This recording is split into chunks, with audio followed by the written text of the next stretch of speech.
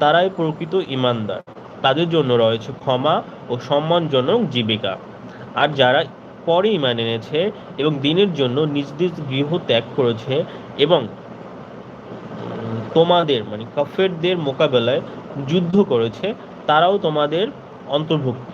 আর যারা আত্মীয়, তারা আল্লাহর বিধান অনুসারে একে অন্যের অধিক হকদার। সরি, যারা যারা আত্মীয় আত্মীয় তারা আল্লাহর বিধান অনুসারে একে অন্যের অধিক হকদার। নিশ্চয়ই আল্লাহর সর্ববিষয়ে সম্পূর্ণ অবগত রয়েছেন।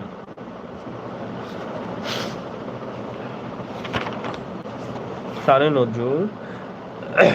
বদর যুদ্ধে বন্দী থাকাকালে হযরত আব্বাস রাদিয়াল্লাহু এর কাছে তার দুই ভাতিজা আকিল ও নওফেলের মুক্তিপণ চাওয়া হলে তিনি বলেন, আমি যে 700 দিরহাম দিয়ে এসেছিলাম তা তোমরা নিয়েছো। এখন আমার ভিক্ষা না করে উপায় নেই। এর জন্য সারা জীবনই আমাকে ভিক্ষা করতে হবে। রাসূল সাল্লাল্লাহু আলাইহি ওয়াসাল্লাম তখন বলেন, কেন, আপনার স্ত্রী উম্মুল ফজলের কাছে আপনি যে যুদ্ধে রওনার পূর্বে অনেকগুলো স্বর্ণ মুদ্রা রেখে বলেছিলেন, আমি না ফিরলে এগুলো আমার ছেলে মেয়েদের পিছনে ব্যয় করবে, সেখান থেকে তো মুক্তিপণ দিতে পারেন। হযরত আব্বাস রাদিয়াল্লাহু অত্যন্ত বিস্মিত হয়ে বলেন, তুমি এই সংবাদ পেলে কিভাবে? রাসূল সাল্লাল্লাহু আলাইহি সাল্লাম বলেন, আল্লাহ তাআলা ওহীর মাধ্যমে আমাকে জানিয়েছেন।